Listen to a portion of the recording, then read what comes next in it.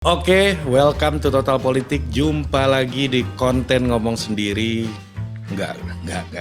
Ini enggak ngomong sendiri. Ini konten teman mikir. Jadi hari ini gue sudah kedatangan seorang teman mikir yang gue anggap dan diberikan sebuah kehormatan menyandang gelar sebagai public philosopher.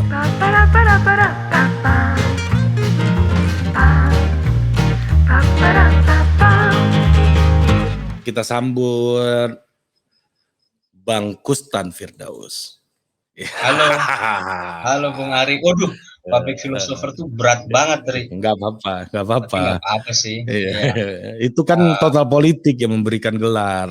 Oke, Iya, makasih udah kasih gelar dan ngundang. Pertama kali diundang terus dikasih gelar lagi. Biasanya kan langsung diundang berapa kali terus baru kasih gelar. Iya, ini gelar public philosopher, jangankan public philosopher, gelar datua juga bisa kita kasih. Wah, ya. Wah, berat itu Ri kalau gelar datu, harus ngurusin kaum ya. Iya, kaum nggak sanggup deh. Jadi orang Sumando aja nggak sanggup, apalagi jadi datu. Oke, ini ngomongannya rooming ya, sesama warga Ranah Minang. Sama-sama pemuja rendang kita ini. Dan hari ini gue ingin mengenalkan beliau ini adalah gue sebut sebagai public philosopher karena pertama kali pertemuan kita itu di sebuah kelompok diskusi di tempat di UI, yaitu diskusi Cak Tarno. Jadi jaringan gue ya nggak jauh-jauh dari situlah. Lu jangan pikir gue kenal semua orang ya, tapi dari situ menjalar kemana-mana mungkin iya gitu. Nah, gue kenal Bang Kustan memberikan kuliah di Cak Tarno waktu itu soal pemikiran Feyerabend gitu, against method kan waktu itu, soal filsafat pendidikan. Dan itu bedah bukunya Bang Kustan waktu itu. Dan iya benar ya? Apa gue salah? Filsafat ilmu pengetahuan ya. Dan diskusi biasa bukan kuliah. Dan itu banyak para senior juga. Iya, dan kita gede-gedein lah, namanya lagi branding ini. Kita bangun dong mistifikasinya. Oke. Dan waktu itu, wah ini orang filsuf banget nih. Gue kira anak UI, ternyata enggak. Satu alma mater sama presiden ternyata. presiden waktu itu belum jadi presiden ya? Belum, wali kota Solo waktu itu. Dan tahun 2009-2010 ya waktu itu ya Bang Kustan ya. 2010. Nah, waktu itu berbicara soal filsafat, ternyata gue baru tahu kalau Bang Kustan ini filsafat UGM S1-nya. Dan kemudian nggak lama setelah itu melanjutkan studi di University of Melbourne, Applied Ethics ya. Cabang-cabang filsafat juga lah, nggak jauh-jauh lah. Filsafat sama etika ya kayak inilah ya, kayak Toyota sama Avanza gitu. Iya, ya kurang lebih. Atau kayak Audi sama Mercedes lah kira-kira. Iya. Puma sama Adidas bukan ya, tapi Puma sama Adidas. Oke, Bang Kustan. Dan malam ini gue mengundang Bang Kustan karena dulu Bang Kustan pernah menulis soal sebuah artikel ya, soal taqiyah gitu ya, white lying gitu. Dan kenapa itu? Karena gue bilang, karena gue di sini pernah berbicara juga soal lie and bullshit. Itu pemikiran filsafatnya seorang filsuf dari Princeton University, Harry Frankfurt gitu. Nah, dia bicara soal bullshit. Kalau bohong itu kalau orang yang berbohong, dia tahu apa itu yang benar. Sehingga dia mengelabui fakta itu gitu. Tapi dia tahu apa itu yang benar gitu. Kalau bullshit itu manipulator. Udah nggak penting yang benar yang mana, yang penting tujuannya apa gitu. Jadi ketika bullshit ini meningkat gitu kan, bersamaan dengan banyaknya negara-negara dunia yang menjadi demokrasi gitu ya. Demokrasi meningkat yang diharapkan menghadirkan masyarakat dan pemerintahan yang substantif gitu ya. Dan ternyata yang logis, yang rasional, ternyata jumlah bullshit ini juga jauh meningkat gitu. Nah, jumlah omong kosong ini jauh meningkat juga. Nah, ditambah hari ini gitu ketika politik bergerak gitu ya, zaman bergerak dan muncul democratic backsliding setelah 2001, 9/11 gitu kan. Negara-negara cenderung menjadi tidak demokratis gitu. Kecenderungan untuk menjadi tidak demokratis menjadi besar, democratic backsliding, indeks demokrasi menurun di mana-mana. Dan kebebasan sipil makin jauh, orang makin menyembunyikan identitasnya. Kalau di Indonesia dia takut mengaku HTI karena sudah dilarang gitu ya. Apakah ketika pemerintah melarang ideologi itu mati? Ya tidak gitu. Gue yakinnya tidak karena dia akhirnya jadi white lying gitu. Oh ya, saya NKRI gitu misalnya kan. Di sisi yang lain ada yang anti PKI. Ada orang percaya dengan komunisme tapi juga enggak, kita ini pro kepada NKRI, kita mengakui negara Pancasila gitu. Nah, polarisasi ini kutub satu sama lain. Di satu sisi kerumunan massa ini membuat orang semakin menyembunyikan identitasnya, walaupun demokrasi menjadi semakin terbuka juga gitu. Nah, gimana menurut Bang Kustan? Itu sedikit pembukaan dari gua yang baru kepikiran barusan. Bagus nggak? Menarik banget. Soal identitas itu kan selalu menjadi pertarungan di bangsa kita di Indonesia gitu ya. Misalnya sebelum ngomong white lying itu kita ngomong misalnya identitas itu biasanya orang distingsinya antara mayoritas sama minoritas. Saya termasuk orang yang nggak suka pakai istilah itu. Gue nggak suka pakai istilah itu karena setiap kita pasti beririsan, ada identitas mayoritasnya, ada identitas minoritasnya. Bung Aris misal secara keagamaan dia bagian dari mayoritas, tapi secara etnis, karena tadi di awal sudah dibilang Minangkabau itu etnis minoritas. Dan kebetulan 80-90% mahasiswa saya etnis tertentu, saya suka bilang misalnya, Pak saya kan double minorities. Oh ya sebentar, secara etnis, secara keagamaan kamu bisa jadi double minorities, tapi jangan-jangan kamu bagian dari 80% golongan tertentu yang menguasai kapital gitu. Nah, jadi udah deh kita stop misalnya dalam konteks identitas, mayoritas minoritas itu kita kesampingkan. Nah, kalau ngomong white lying, yang Ari bilang tadi, betul, gue dulu pernah nulis artikel, jurnal, yang akhirnya terbit di Assumption University, itu Universitas Katolik di Bangkok, Thailand. Sederhananya, Takia itu sebenarnya orang menutupi identitas religiusnya karena ada ancaman persekusi. Dan Takia ini sebenarnya identik dengan Muslim Syiah. Nah, sebenarnya gue perlu nyampein disclaimer bahwa lebih cocok mereka yang bicara itu, tapi kita tarik white lies-nya. Semua orang pernah melakukan itu gitu. Berbohong demi kebaikan itu pernah gitu. Karena kalau Anda bukan seorang yang setuju 100% pada filosof Jerman Immanuel Kant semisal, Kant itu, kita melebar sedikit boleh ya Ri ya? Boleh, Immanuel lanjut aja. Kant itu pernah Immanuel Kant itu berkontribusi besar yang dikenal sebagai imperatif kategoris. Sederhananya itu adalah ada seperangkat kewajiban yang itu harus nggak boleh kita langgar dalam keadaan apapun. Jadi misalnya kalau pipi lu ditampar sebelah kanan, lu harus kasih pipi kiri misalnya. Di salah satu kitab suci ada yang mengajarkan begitu. Jadi, nah ini kan repot kalau semisal dalam kondisi apapun kita nggak boleh membunuh. Di depan pintu rumah lu ada binatang melata yang mencoba masuk, lu usir nggak bisa, lu lempar garam nggak bisa, ya sorry ya gue harus bunuh lu. Nah itu melanggar perintah Tuhan untuk tidak membunuh. Nah, gimana dengan berbohong gitu? Nah, Takia ini konteksnya begitu. Kalau lu baca sejarah, dulu misalnya di abad berapa ya? Sekitar abad 16 mungkin, atau abad 17 atau abad 15, ada seorang Isabella dari Castilla dan Ferdinand dari Aragon ketika kembali menguasai Spanyol, ya waktu itu kekuatan Islam runtuh dan mereka berdua ini menguasai Spanyol, mereka memaksa orang untuk convert menjadi Katolik. Itulah yang kemudian dikenal sebagai Spanish Inquisition. Jadi mereka ditanya apakah Muslim, Katolik atau Jew, Yahudi. Kalau Jew atau Muslim, ya lu harus convert. ke Katolik. Kalau nggak mau, lu dibunuh. Kalau nggak, lu keluar gitu.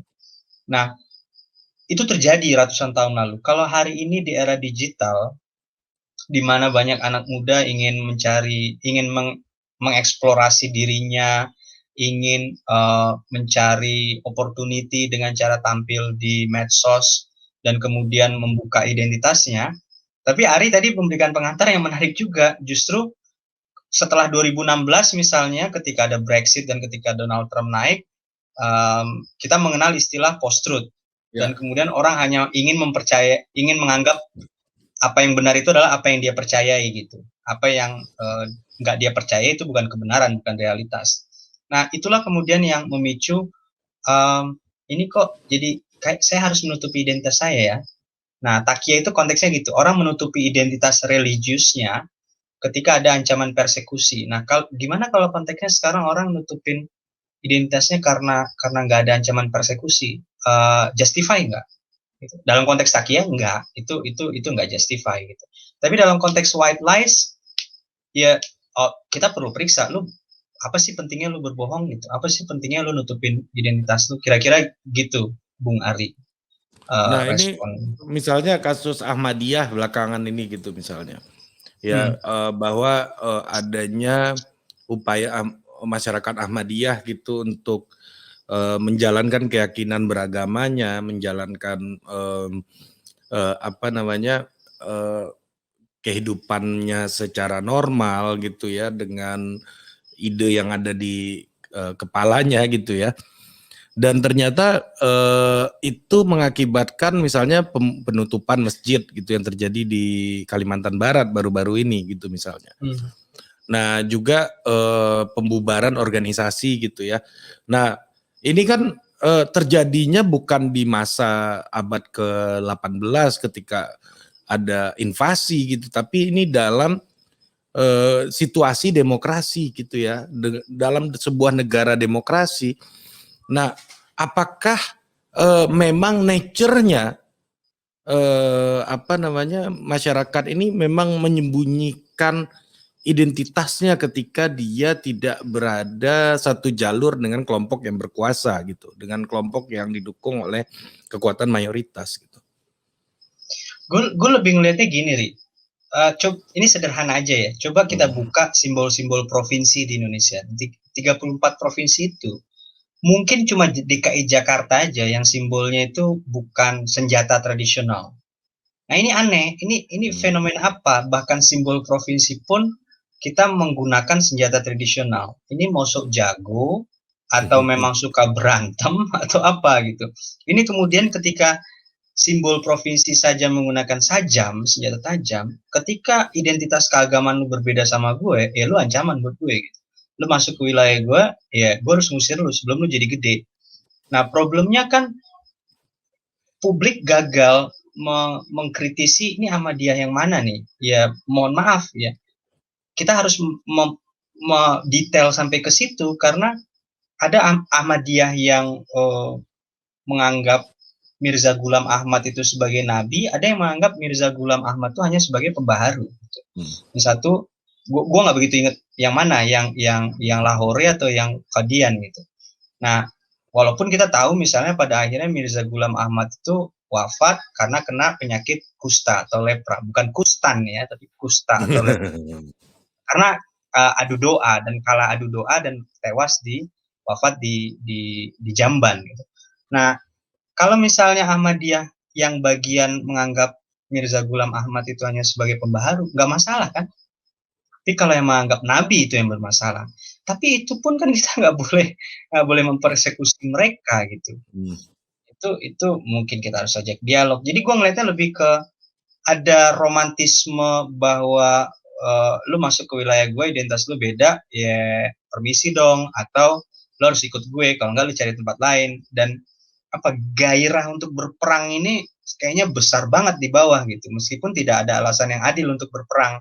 Tapi sayangnya provinsi-provinsi kita kan gila perang sampai simbol provinsinya aja sajam gitu, kecuali DKI Jakarta.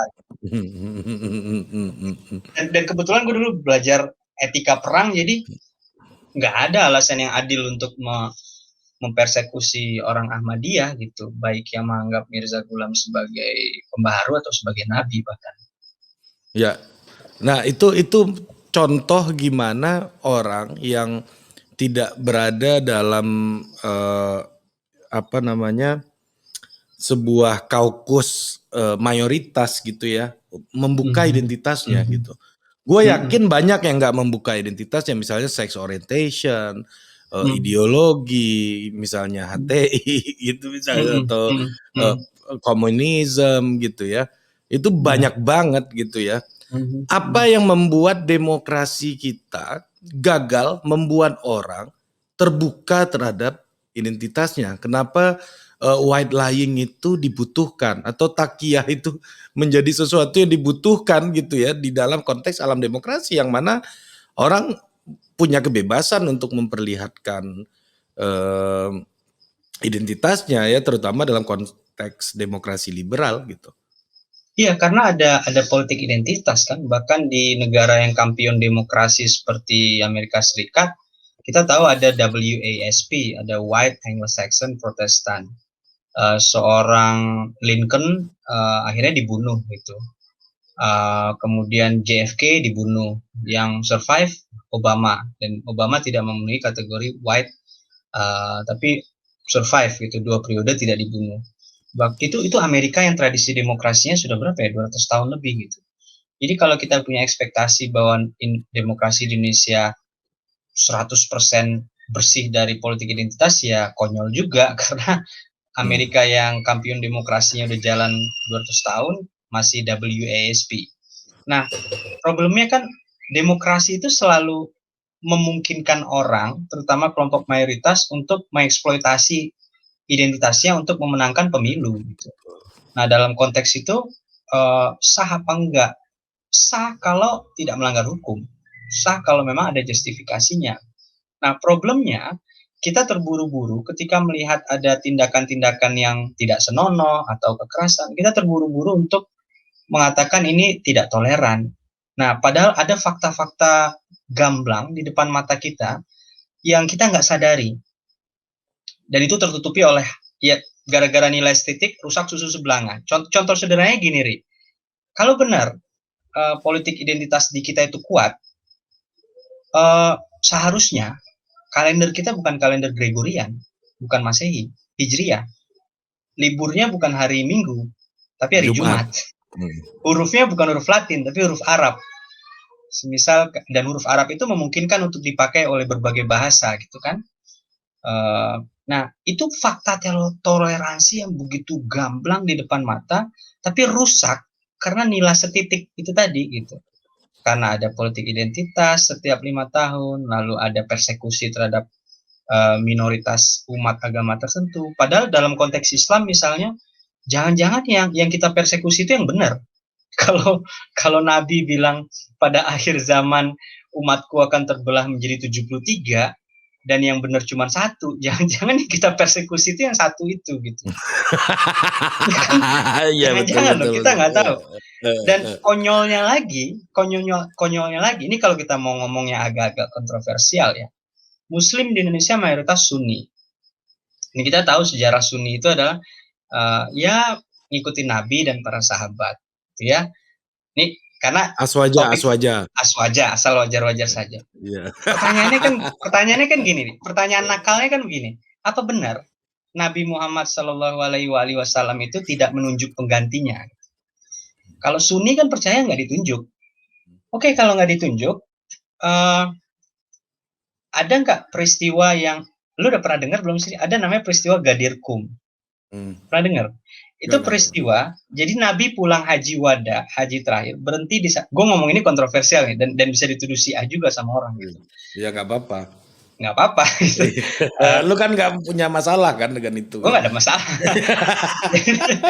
Jadi Nabi pulang haji terakhir, berhenti di satu rawa. Namanya, nah ada satu peristiwa yang kalau orang Syiah nganggap itu Nabi ngangkat Sayyidina Ali sebagai pengganti. Nah, yang Sunni Muslim yang tahu itu bilang itu bukan pengangkatan pengganti. Nah, kebanyakan Sunni Muslim nggak tahu ada peristiwa itu gitu. Itu lebih konyol lagi.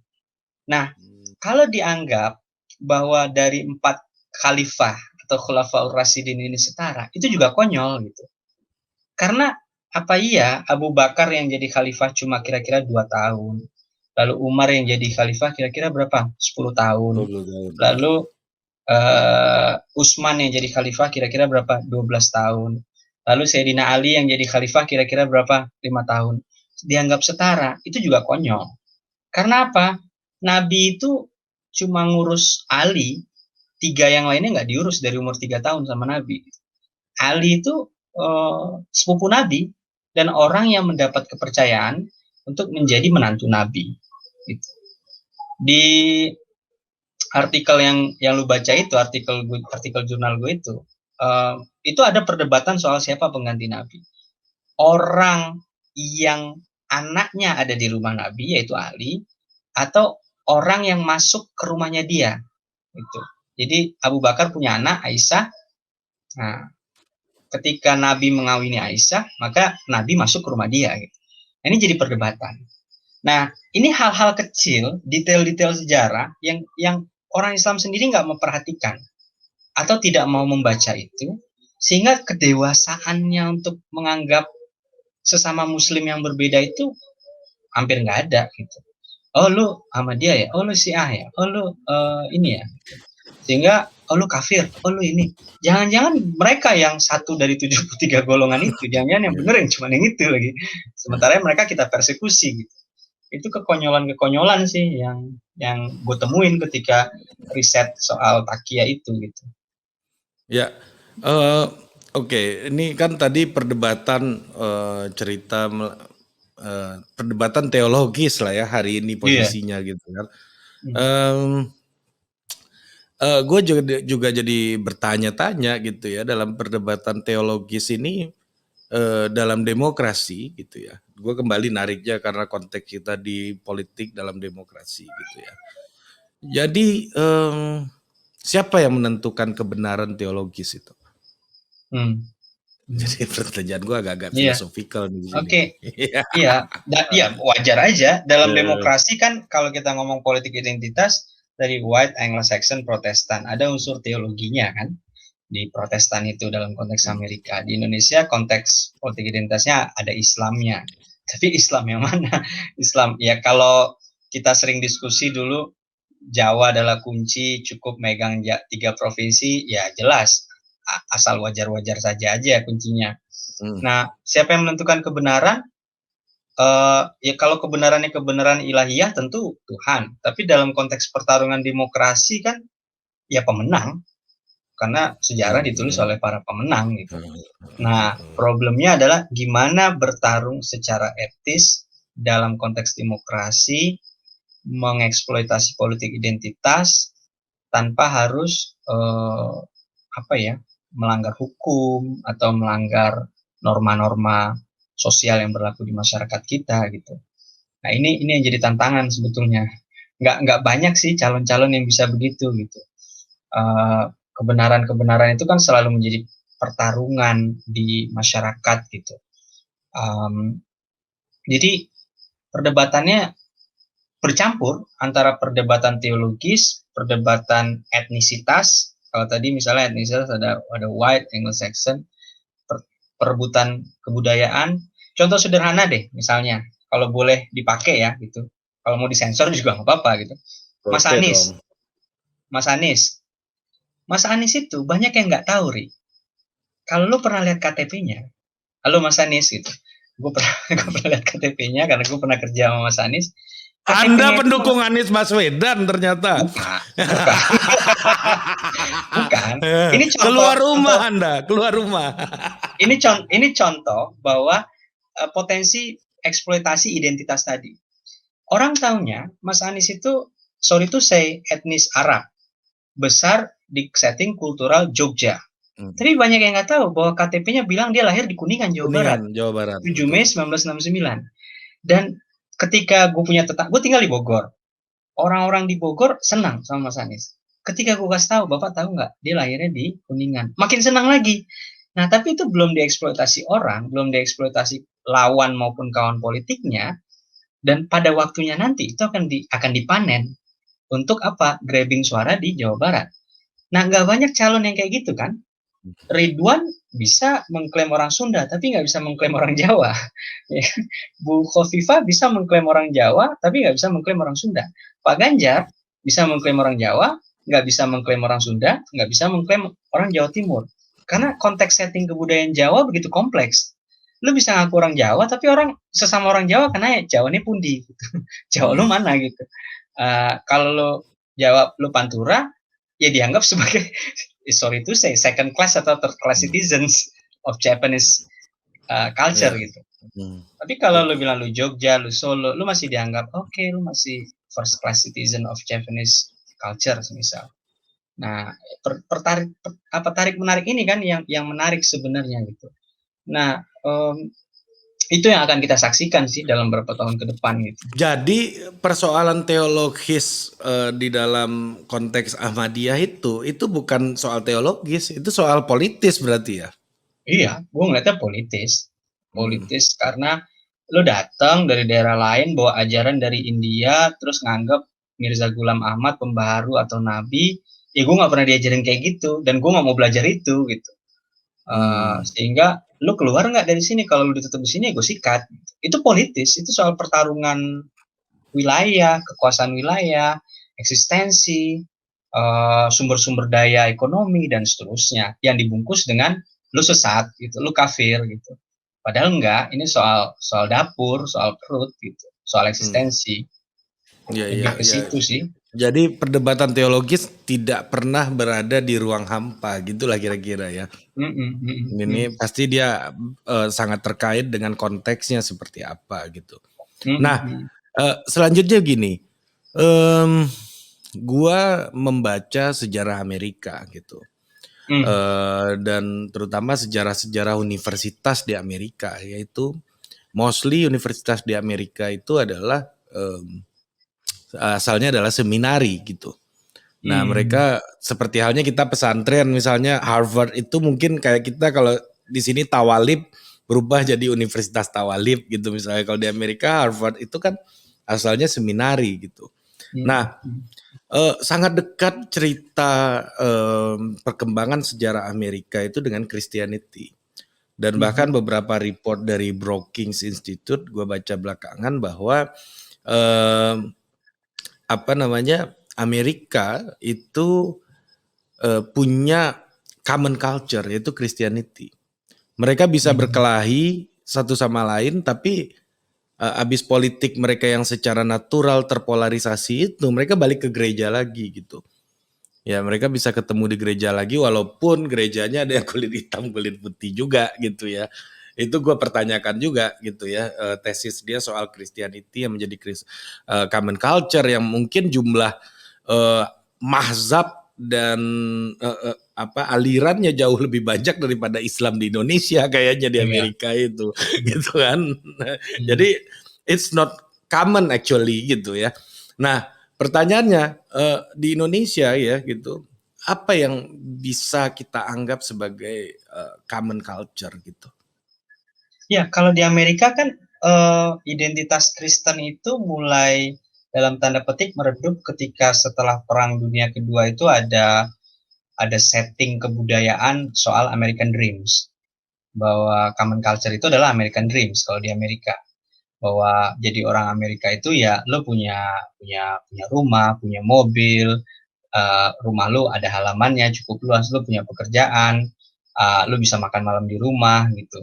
Itu American Dreams gitu, dan lo bisa nyekolahin anak di sekolah yang bagus sampai kuliah, itu American Dreams. Sehingga itu menjadi mimpi banyak orang dari luar Amerika untuk berbondong-bondong datang ke Amerika menjadi imigran, bekerja, kuliah, dan kemudian Amerika memanfaatkan itu untuk brain draining kan, orang-orang terbaik dari negara masing-masing pergi ke US, sekolah, dan kemudian kalau memang otaknya bagus, sebisa mungkin ditahan di situ, bekerja, nah itulah proses brain draining. Nah itu kan tidak lepas dari American Dreams, tidak lepas dari common culture tadi. Kalau di Indonesia kan memang rumit, karena kalau almarhum Profesor Ben bilang, kita itu masih membayangkan apa idealnya jadi bangsa Indonesia. Kalau dulu orang membayangkan tuh lewat terbitan-terbitan atau cetakan-cetakan. Sekarang orang membayangkannya lewat dunia digital. Nah, common culture itu gue sampai sekarang sih belum menemukan, Ri. Karena pada dasarnya bangsa Indonesia itu adalah bangsa-bangsa yang berkumpul membentuk bangsa baru. Itulah peran penting dari Sumpah Pemuda gitu. Beda dengan Amerika. Amerika memang konteksnya bangsa-bangsa dari Irlandia, dari Eropa daratan, dari England, migrasi, hijrah ke US, membentuk bangsa baru, tapi di situ ada native citizens kan, ada native people gitu. Nah, di Indonesia kan tidak ada migrasi seperti itu dari tempat lain gitu. Nah, jadi ini bangsa-bangsa yang melebur sehingga common culture-nya itu bisa terjadi kalau semisal secara sederhana kita mulai rileks, kita mulai terbuka dengan pernikahan lintas etnis misal. Nah, ini kan susah terjadi. Keluarga Jawa selalu memperingatkan anaknya jangan menikah dengan orang Sunda ya. Keluarga Sunda selalu mengingatkan anaknya jangan menikah sama orang Jawa ya. Orang Padang? Sampai orang Padang. Nah, ibu gua, nyokap gua dulu bilang gini, kalau kamu menikah sama perempuan Jawa, maka kamu sudah menukar rendang dengan tempe. Itu dengan kejadian lalap. Ya, dengan betul. lalap, Pak. Kalau Sunda dengan lalap itu. Ya, Nah, itu kita kan nih udah masalah kita berdua nih sebenarnya. udah masalah gitu kan. Tapi lo Valdo kan sebenarnya tidak sanggup untuk menjadi orang Sumando kan gitu. Ya. Dan akhirnya memilih etnis lain untuk menjadi garwo atau menjadi kawan hidup. Nah, itu sebenarnya dibutuhkan untuk membentuk atau mengkreasi common culture. Tanpa pernikahan lintas etnis, common culture itu hampir nggak ada. Gue pernah baca laporan UNESCO. Indonesia itu ada beberapa bahasa lokalnya yang mau punah, itu paling banyak di Sulawesi. Karena mereka banyak melakukan pernikahan lintas etnis, dan papa mamanya itu tidak lagi berbicara dalam dua bahasa etnis yang berbeda. Mereka menggunakan satu bahasa etnis, atau menggunakan bahasa Indonesia, sehingga anaknya, generasi keduanya, kehilangan pengetahuan dan keterampilan untuk berbicara dalam kedua bahasa etnis papa mamanya. Nah, ini melahirkan common culture baru, menjadi orang Indonesia di Sulawesi itu kayak apa. Tapi ada big loss, yaitu bahasa etnisnya menjadi hilang. Nah, kalau kita mau bikin common culture tadi, pernikahan lintas etnis harus makin banyak untuk meredakan ketegangan antar kebudayaan, kira-kira gitu. Ya, tapi bahasa Indonesia sendiri kan sebenarnya penemuan yang cukup progresif ya. Di mana negara-negara lain nggak berhasil menemukan bahasa gitu. Seperti Singapura misalnya bahasa Inggris, Amerika pakai bahasa Inggris gitu kan. Malaysia pun bahasa Inggris sebenarnya kan, salah satu bahasa utamanya gitu. Ini kenapa gitu kita nggak ya tidak bisa menjadikan itu sebagai instrumen common culture kita gitu. Kenapa kita masih gagal gitu? Kalau lu kerja jadi dosen, ngoreksi makalah mahasiswa, lu kan ngerasain, Ri, bahwa betapa gagalnya bahasa Indonesia itu ditransfer, diajarkan secara tertulis. Bahkan makanya gue nggak mau bercita-cita jadi dosen gue kayak lu. Serius. Jadi level mahasiswa S1, S2 nulis esai, papers atau tesis bahkan skripsi masih gagal membedakan di yang disambung dengan di yang dipisah. Ini bahasa tulis. Bahasa tulis itu kan kalau filosof kayak Zaki Derrida misalnya bilang itu lebih penting ketimbang bahasa lisan, karena bahasa tulis itu ya lebih superior ketimbang bahasa lisan gitu. Bahasa tulis itu kalau pepatah Latin bilang verba volant scripta manent, apa yang ditulis itu abadi, apa yang diucapkan itu menguap. Itu salah satu contoh superioritas bahasa tulis. Jadi apa yang ditulis itu lebih superior karena dia abadi, sementara apa yang diucapkan itu menguap. Tapi itu kan terbantahkan sama YouTube sebenarnya. Kita diskusi kayak gini ngomong bahasa lisan, upload ke YouTube itu menjadi abadi selama YouTube tidak nge-ban YouTube channel lu, Rik. Enggak, kalau itu pun kalau direkam, Pak. Kalau nggak direkam memang menguap juga. Nah, jadi tetap aja ini bahasa tulis, teks sebenarnya kan. Tetap teks juga, betul. Teks dari pikiran kita setelah membaca banyak bertahun-tahun kan. Nah, bahasa Indonesia itu sulit menjadi common culture gitu. Karena gimana ya? Kalau gini deh. Lu pasti sebagai konsultan politik pasti baca berita tiap hari. Ini ada keanehan tertentu dari reporter kita yang terlatih menulis.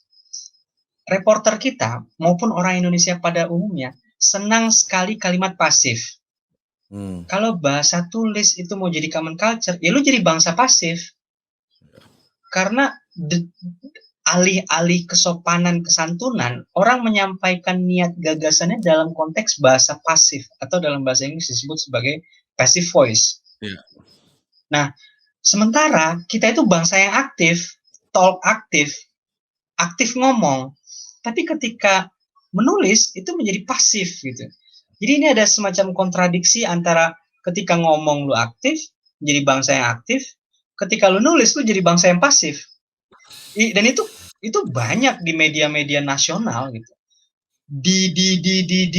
Itu gue termasuk orang yang nggak setuju kalau bahasa Indonesia jadi instrumen untuk common culture, karena secara tertulis bahasa Indonesia itu mengondisikan orang untuk berbicara dalam passive voice, dalam bahasa pasif. Belum lagi kalau kita ngomong kecenderungan orang-orang yang suka mencampur bicara dalam bahasa Indonesia dengan bahasa asing, dengan dalih apapun gitu ya. Gue ngerasa kalau gue ngomong campur, otak gue kayak lampu yang kita on off, lama-lama cepet korslet. Jadi kalau mau ngomong bahasa serius, lama-lama cepet korslet gitu. Campur kalimat antara bahasa Indonesia dengan bahasa Inggris, bahasa Indonesia dengan bahasa Jerman. Itu anak-anak Anda itu, kawan-kawan Anda, anak Jaksel. Anak Jaksel, betul. Untung gue udah hijrah ke Bogor sih gitu. Betul, anak Jaksel gitu. Bahkan ini kan rumit. Gimana mau jadi common culture kalau lo masih suka campur ngomong bahasa Indonesia sama bahasa Inggris dengan alasan apapun ya, entah praktis, entah latihan, entah ingin dianggap bisa ngomong dan seterusnya. Sehingga bahasa Indonesia ini, kalau almarhum Daud Yusuf termasuk orang yang percaya bahwa bahasa Indonesia itu cukup mapan untuk menjadi bahasa ilmu pengetahuan. Tapi rumit ketika kita menggunakan bahasa Indonesia secara tertulis. Kosakatanya nggak banyak. Sehingga kita banyak menyerap istilah-istilah asing. Dulu misalnya orang menggunakan istilah ilmu dan ilmu pengetahuan. Untuk science pakai ilmu pengetahuan alam. Tapi ketika science diserap menjadi SAINS, gimana nih konteks ilmu pengetahuan alam? Mau tetap dipakai apa enggak? Dan seterusnya. Lalu ada alih bahasa yang tidak presisi. Semisal economics dulu dialih bahasakan menjadi ilmu ekonomi. Sekarang orang sadar dan kemudian mengalih bahasakannya menjadi ekonomika gitu. Nah, jadi bahasa Indonesia tidak, kalau gue berdebat, gue nggak setuju sama Daud, almarhum Pak Daud yang bilang bahasa Indonesia cukup mapan untuk menjadi bahasa ilmu pengetahuan. Belum, masih jauh. Kosakatanya masih terbatas. Nah, untuk jadi common culture juga rumit sih. Berapa banyak misalnya keluarga di Indonesia yang di dalam rumahnya bicara dalam bahasa Indonesia? Nggak banyak. Di Jakarta pun nggak banyak.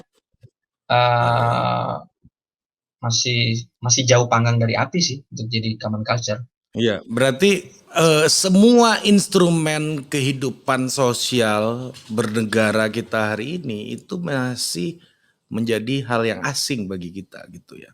Sehingga dengan sesuatu yang asing ini kita cenderung memiliki keinginan untuk membentengi diri kita, untuk refuse salah lagi on off sakral nggak apa-apa menolak apapun yang datang kepada kita dan membuat kita nyaman dengan situasi yang ada gitu. Kalau ada yang berbeda ya harus dimusnahkan gitu ya, dan ada sesuatu yang di luar keyakinan kita karena kita tidak punya instrumen yang common culture yang sudah established gitu ya. Itu kalau di luar keyakinan kita punya kecenderungan untuk membinasakan gitu. Nah, termasuk juga daripada dibinasakan mending gua white lying. Bahkan itu di dalam demokrasi sendiri, demokrasinya diambil sebagai atribut, tetapi tidak benar-benar menjadi sebuah prinsip yang legitimate diakui dalam praktek kehidupan sehari-hari. Kira-kira begitu kan ya, Bang? Nah, gue jadi teringat satu hal, Ri.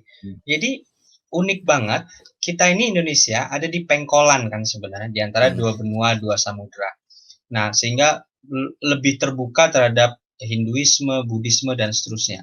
Tapi Indonesia tidak punya cukup, atau Nusantara lah, tidak punya cukup instrumen untuk melahirkan variasi keagamaan yang baru sebagai wujud dari white lies ya, sebagai wujud dari berbohong demi kebaikan. Kalau lo baca artikel jurnal yang gue tulis, gue jadi ingat. Jadi di India, di wilayah Goa itu, waktu gue riset literatur soal Takya, itu ada persekusi dari orang Hindu terhadap orang Islam di Goa. Sehingga itulah yang kemudian menjadi cikal bakal lahirnya komunitas Sikh. Sikh itu yang pakai turban, rambutnya nggak boleh dipotong kalau laki-laki. Iya. Itu. Tahu. Jadi yang mereka pendukung MU tuh dia duduk situ terus tuh kalau lagi pertandingan tuh. Betul. Nah, itu melahirkan Syekh. Persekusi dari orang Hindu di Goa terhadap orang Muslim itu melahirkan Syekh. Itu ada referensinya. Nah, kemudian bagi mereka tidak ada bedanya mengikuti ajaran Nabi Muhammad SAW dengan mengikuti ajaran Wisnu. Sama halnya tidak ada kontradiksi antara mengikuti ajaran Nabi Muhammad SAW dengan mengikuti ajaran Nabi Isa alaihissalam, Nabi Musa alaihissalam, Nabi Ibrahim alaihissalam. Mereka anggap kayak gitu. Dan ini kemudian komunitas Syekh ini berdiaspora kemana-mana. Kalau Nusantara atau Indonesia memang berada di pengkolan dan cukup terbuka untuk banyak hal, seharusnya dari perlintasan persinggungan Hinduisme, Buddhisme, Islam, Katolik, Protestan, seharusnya melahirkan varian keagamaan yang baru seperti di Goa. Tapi nggak ada. Bahkan itu cenderung religion of Java kata Clifford Geertz gitu, Islam Jawa gitu misalnya. Ya, Islam ya kalau gue ngelihatnya dari luar itu tidak lebih dari cara aliran kepercayaan untuk survive. Dalam konteks ini kejawen semisal. Cara survive-nya ya begitu. Ada variabel baru, Muslim tapi kejawen, Protestan tapi kejawen. Tapi kan tetap ada kadar yang lebih dominan. Malam Dia Jumat tidak menjadi sintesa gitu ya. Betul, tidak menjadi sintesa. Dia hanya ya udah, gue pinjem deh baju lu, gitu gue pakai ya baju lu ya, gitu. Cuma pinjem baju gitu, tapi dalamnya tetap sama, animisme, dinamisme atau kepercayaan, gitu. Itu jangan-jangan karena kecenderungan atau hobi untuk melakukan kekerasan dalam bentuk perang atau terorisme dan seterusnya, sehingga tidak melahirkan varian keagamaan yang baru, tapi cenderung meminggirkan animisme dan dinamisme yang ribuan tahun sudah ada di Indonesia gitu. Nah, jadi ini unik banget, kok nggak ada ya lahir yang baru ya. Ya ada sih yang baru, misalnya dia Eden gitu kan. Indie. Tapi kan itu bukan akibat dari proses persekusi. Dia muncul kemudian dipersekusi, bukan dipersekusi lalu melahirkan variabel keagamaan baru gitu. Kalau di sini prosesnya. Kalau di sini muncul terus ikut ya. Apa dipersekusi terus ikut gitu. Dengan warnanya masing-masing, yaitu jadi menjadi white lie. Nah, gue pernah diskusi juga nih sama teman kita Azri itu bilang bahwa perang di Asia Tenggara itu bukan perang untuk menaklukkan teritori, katanya, tapi untuk memperbanyak jumlah orang. Jadi kalau gue perang sama Bang Kustan kalah, orangnya Bang Kustan tuh ikut gue semua, bukan wilayahnya. Karena apa? Karena orang di Asia Tenggara itu dulu sedikit, populasi kita nggak sebanyak sekarang gitu, kan penjelasan dia kayak gitu kira-kira. Sehingga melahirkan pakai baju tadi ya. Gue mau nggak mau nih orang-orangnya Bang Kustan gitu kan, yang udah punya sistem kepercayaan sendiri, ya ikut dengan kepercayaan gue tanpa harus menjadi gue gitu, tapi pakai baju gua aja, dalamnya tetap Bang Kustan gitu ya. Sehingga tidak terjadi sintesa pertama, dan yang kedua tidak ini apa namanya, dia tidak terjadi sintesa pertama, kedua dia nggak ini ya, nggak ya akhirnya dia harus menyembunyikan sesuatu gitu. Ya, dan itu menjadi kultur dalam demokrasi kita hari ini kayaknya Ya, terlalu banyak yang disembunyikan gitu. ya. Oh, kan lucu kalau kita menyadari misalnya misalnya common culture itu Pancasila gitu ya. Katakanlah begitu misalnya. Common culture-nya Pancasila. Sila pertama ketuhanan yang Maha Esa, sederhananya itu monoteisme. Tapi kenapa ketika ada seorang dosen di Fakultas Hukum Universitas Samratulangi, namanya nggak usah gue sebut ya, yang dia convert. Bukan siapa Gerung namanya itu? Bukan. Gerung nggak pernah jadi dosen hukum kan? Ini orangnya masih di. Yang di sana kan ada dosen Gerung juga kan? Oh iya. Jadi rektor apa ya? Adiknya apa siapanya gitu? Dekan ya adiknya. Dekan ya. Bukan. Ini beda lagi. Ini keturunan Belanda. Dia convert dari Kristen Protestan menjadi Judaism. Convert di Israeli Embassy di Singapura. Dia mau bikin sinagogri di luar kota Manado, di mana Timoho, di mana di luar kota Manado lah, gue nggak hafal setting geografis Manado. Boleh, karena apa? IMB-nya itu dikeluarkan oleh Pemkot atau Pemkap setempat, otonomi daerah, ya. Jadi Pemda mengakui monoteisme Judaisme itu, bahwa Judaisme itu dianggap bagian dari ketuhanan yang Maha Esa. Tapi ketika dia mau mengubah kolom agama di KTP dari Kristen Protestan menjadi Yahudi, otoritasnya ada di Kementerian Dalam Negeri. Sementara pemerintah pusat hanya mengakui 6 agama plus aliran kepercayaan kan gitu. Nah, ini kan yang memaksa orang, terus lu mau ngapain? Lu boleh bikin sinagog terbuka, tapi di KTP lu tetap harus menyatakan lu Protestan gitu. Sementara lu rabi gitu. Lu seorang rabi Yahudi gitu. Kan ini memaksa orang untuk terjebak pada kontradiksi kan. Gitu. Pada kontradiksi terhadap identitasnya sendiri gitu. Sangat konyol gitu bahwa orang udah boleh bikin sinagog tapi nggak bisa mengubah kolom agamanya di KTP hanya karena ya itu otonomi daerah, otoritas IMB ada di pemerintah daerah, tapi KTP tetap urusan Dagri gitu misal. Nah, negara membuat orang harus berbohong gitu. Iya, berbohong secara terbuka gitu. Ketika ada seorang rabi di Manado kan, orang tahu dia rabi, terus misalnya lihat KTP-nya, oh masih ya gitu. Negara memaksa kita untuk berbohong. Gitu. Sama kan, yang unik kan gini, gue mulai inisiasi ke mahasiswa, kan gue ngajar mahasiswa baru kan nanti akan jadi pemilih pemula. Coba nanti di 2024 kamu saya berkicau di medsos untuk ngurangin utang negara. Kita paksa calon presiden atau calon gubernur atau siapapun itu kalau memang jadi pilkada serentak untuk menanyakan supaya mereka nggak berbohong, untuk menanyakan Bapak kalau terpilih jadi presiden, gubernur, wali kota, dan yang lain, Bapak mau bikin utang berapa? Di depan ditanya. Terus kalau dia sebut misalnya, Bapak bisa kembalikan itu dalam satu periode nggak? Supaya kita nggak ngasih cek kosong gitu. Kan enak banget. Lu nyicil mobil, kan jelas tenornya 4 tahun, 5 tahun kan? Gue nyicil rumah, jelas tenornya berapa? 9, 15, apa 20 tahun. Nah, jadi presiden, jadi menteri keuangan kok enak banget. Lu bisa bikin utang, yang nggak lu bisa balikin dalam satu periode, terus lu wariskan ke pemerintahan berikutnya. Terus yang bayar kita gitu. Kan enak banget. Nah, kalau dia nggak bisa bilang, atau dia bilang misalnya, gue bisa balikin kok, jadi presiden gue balikin satu periode atau 2 periode. Kalau Bapak nggak bisa, mau nggak Bapak disita harta kekayaannya untuk menutupi itu utang yang Bapak buat? Nah, supaya apa? Pejabat tuh nggak bohong. Ya, 10 Mei 2014 nulis di kolom opini Kompas bahwa perekrutan politik kita jangan sampai melibatkan keluarga. Tapi di pilkada kemarin anaknya jadi wali kota Solo, menantunya jadi wali kota Medan. Masih tertulis di opini Kompas 10 Mei 2014. Kita ingat gitu. Nah, mending kita todong di depan, Bapak kalau jadi presiden, gubernur, wali kota, dan yang lain, mau bikin utang berapa? Bisa balikin nggak 1 periode? Ya, tapi kan Supaya, bagi pendukung kebohongan itu kayak morfin kan, udah kayak endorfin sendiri gitu.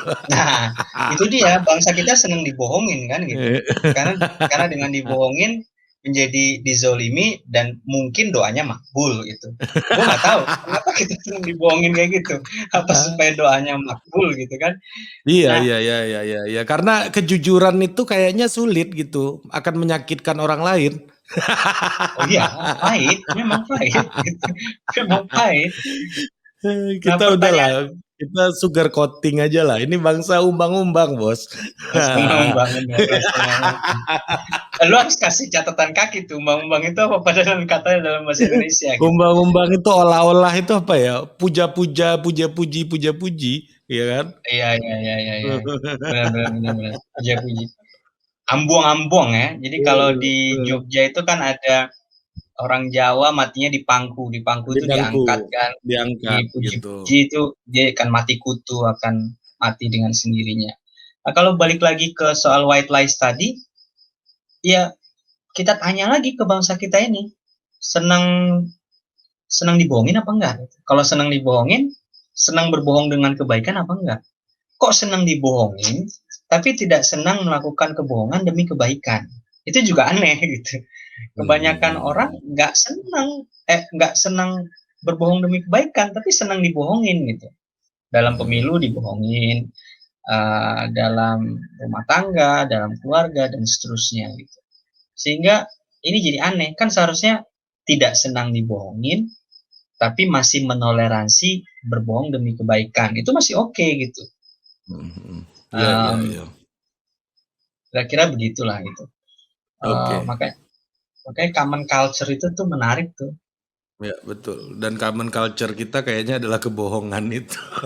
Kalau Common kita culture itu senang kita balik dibohongin. lagi ke Muchtar Lubis dulu kan, salah satu ciri manusia Indonesia kan, munafik Iya, kan, munafik, hipokrit. munafik, munafik. Uh, iya, atau suka menerabas kalau kata Kunchara Ningrat kan, Iya. suka menerabas itu jadi common culture.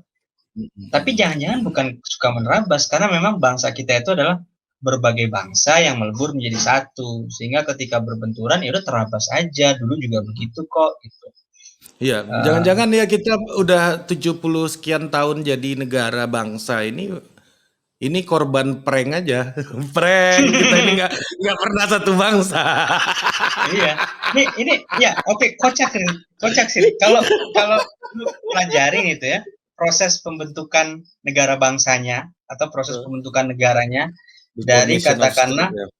ya sidang BPUPK, Baik. gue nyebutnya BPUPK karena Dokuritsu John Bichosaka itu nggak ada kata Indonesianya ya. Dari BPUPK katakanlah akhir Mei gitu ya, 1945 sampai PPKI dan kemudian menghasilkan pembukaan Undang-Undang Dasar 1945, 18 Agustus. Di tengah-tengahnya kan ada yang dikenal kontroversi Piagam Jakarta. Pada dasarnya kan itu pembukaan Undang-Undang Dasar plus 7-8 kata yang dicoret. Aneh, Ri. Gue mikir gini, gue sebagai orang Indonesia, muslimnya muslim KTP, sholatnya belum 5 kali, belum tepat waktu, Ya, tapi bayar Anda zakat. lebih soleh daripada saya lah. Enggak lah, enggak, enggak lah. Gue merasa bersyukur 7-8 kata itu dicoret, walaupun kakek gue masumi gitu ya, bokap gue termasuk yang setuju dengan 7 kata itu. Ya, Tapi dan gue Anda bersyukur, teman dekatnya Anies Baswedan pula kan? bukan teman, pegawai, bukan teman lah, Pegawai. pegawai dulu, Ya. pegawai bukan teman lah. Jadi kok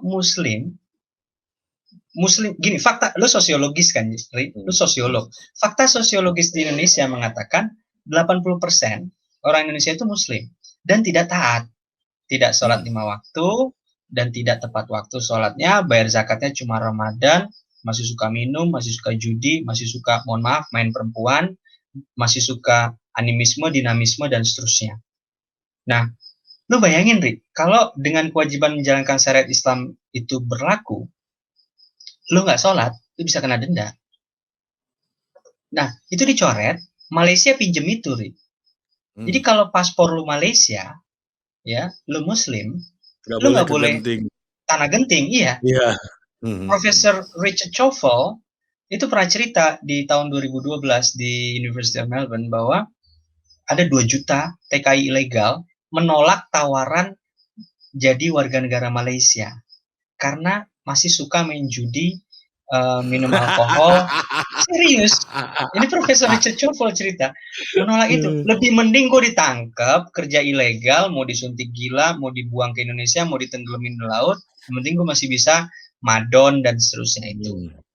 Nah, artinya gue bersyukur 7-8 kata itu dihapus karena nggak akan backfire ke gue yang muslimnya masih muslim KTP gitu. Tapi Menteri Keuangan dan Dirjen Pajak bisa jadi akan sangat bahagia kalau itu berlaku. Karena kalau kita nggak sholat atau nggak ini, bisa kena denda kan? Ya, Nggak mungkin banyak di pemasukan penjara. negara ya. Menambah pemasukan negara gitu. Dan itu bisa lebih gede dari utang nasional gitu. Karena orang bayar denda karena ya sholat atau terlambat sholat atau masih minum alkohol dan seterusnya. Iya, dan jangan salah juga, bukan hanya Piagam Jakarta waktu itu, tapi kalau lu baca risalah BPUPK itu banyak yang mau Indonesia ini kerajaan juga loh. Oh iya, nah itu dan itu yang ngomong itu adalah seorang Indo. Jadi ada satunya perwakilan Indo, Dahler namanya kalau nggak salah, PF Dahler itu pengen bentuk Indonesia itu kerajaan. Nggak tahu karena dia keturunan Belanda gitu ya, bapaknya kalau nggak salah Belanda. Dahler itu Indonesia itu bentuknya kerajaan.